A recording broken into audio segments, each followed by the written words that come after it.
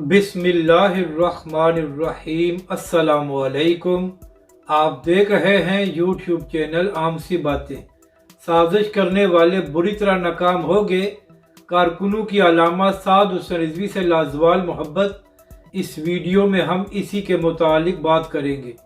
नाज़रीन कराम, कुछ दिन पहले एक ऑडियो टेप सामने आई है जिसमें एक लड़की ने तहरीक लब्बैक और अलामा साद हुसैन रिजवी पर इल्ज़ाम लगाया कि तहरीक लब्बैक वाले फ्रांस के मामले से पीछे हट गए हैं और अलामा साद हुसैन रिजवी ने इमरान खान की हुकूमत से कंप्रोमाइज़ किया है। और नाज़रीन कराम, इस वक्त इस ऑडियो टेप को सामने लाने का मकसद ये है कि आने वाले चंद महीनों में आम इंतखाबात होने हैं और इस वक्त तहरीक लब्बैक और अलामा साद हुसैन रिजवी पाकिस्तानी अवाम में बहुत मकबूल हैं। तो इसी मकबूलियत को काउंटर करने के लिए इस ऑडियो टेप को सामने लाया गया।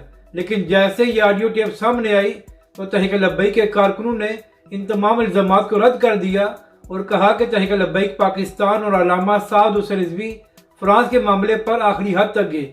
अलामा साद हुसैन रिजवी ने 8 महीने जेल काटी और इमरान खान की हुकूमत का हर जुल्म सहा, मगर तहरीक लब्बैक के सरबराह पीछे नहीं हटे। और इसके बाद तहरीक लब्बैक के कारकुनों ने इन साजिश करने वालों को यह भी जवाब दिया कि वादा खिलाफी तो इमरान खान और उसकी हुकूमत ने की थी, तो इसमें तहरीक लब्बैक पाकिस्तान या अलामा साद हुसैन रिजवी का क्या कसूर है।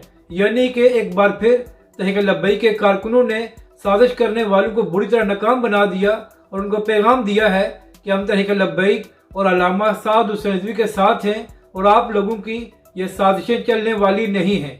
अपनी राय का ज़रूर इजहार करें कि आपको ये वीडियो कैसी लगी और हमारे इस चैनल को भी सब्सक्राइब करें।